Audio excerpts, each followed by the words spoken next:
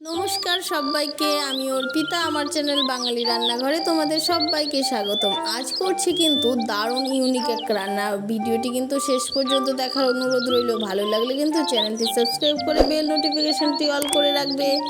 তো চলো, আজ দেখাবো শোলা কচু দিয়ে দারুণ এক রান্না। শোলা কচুটার পিছনের যে দিকটা থাকে, নিচের দিকটা আর কি, সেই দিকটা কিন্তু ভীষণ শক্ত হওয়ার কারণে অনেকেই প্রায় আমরা খাই না তরকারিতে, তাই সেই পিছনের দিকটাই তো দিয়েই আজ করছি আমি মাছের তেল দিয়ে ভাজি। তো প্রথমে আলুর মতো করে কেটে নিয়েছি চিকন চিকন, তারপর সেখানে কিছুটা নুন মাখিয়ে রেখে দিয়েছিলাম। অনেকটা জল বেরিয়েছে, জলটা কিন্তু নিংড়ে নিয়েছি। এদিকে আবার কড়া বসিয়ে কড়াতে দিয়ে দিলাম পরিমাণ মতো সরিষার তেল, তারপর দিয়ে দিলাম কিছু পেঁয়াজ আর কাঁচা লঙ্কা। এখানে একটু কাঁচা লঙ্কা আমি বেশি দিয়েছি, ঝাল ঝাল হয়েছিল, দারুণ টেস্ট হয়েছিল। একদিন হলেও কিন্তু ট্রাই করবেন, অনুরোধ রইল আপনাদের সকলের কাছে।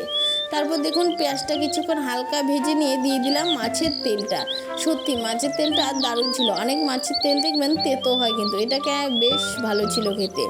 তারপর ওখানেই দিয়ে দেব আর কিছুটা নুন আর হলুদ দিয়ে ভালো করে মাছের তেলটা প্রথমে কিন্তু একদম ভেজে নিতে হবে কড়া করে।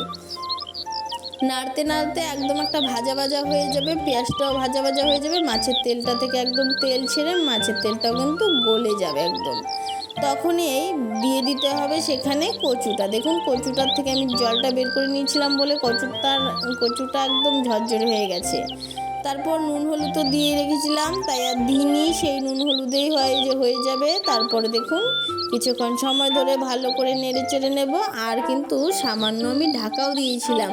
এতে কি হয়েছিল, কচুটা আরও নরম হয়ে গেছিল আর এদিকে ভাজাটাও দারুণ হয়েছিল। এইভাবে কিছুক্ষণ নাড়িয়ে চাড়িয়ে কিন্তু লালচে হওয়া পর্যন্ত আমি ভাজিটাকে ভেজে নেব।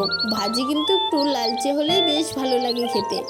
তো ভিডিওটি আজ এই পর্যন্তই। ভালো লাগলে অবশ্যই লাইক কমেন্ট শেয়ার করতে ভুলবেন না। দেখা হচ্ছে নেক্সট ভিডিওতে। ততক্ষণের জন্য সকলকে টাটা। সকলে ভালো থাকবেন, সুস্থ থাকবেন। আর আমার চ্যানেলের বাঙালি রান্নাঘরে পুরনো ভিডিও দেখার জন্য অবশ্যই কিন্তু চ্যানেলটা সাবস্ক্রাইব করে এভাবেই সবসময় পাশে থাকবেন।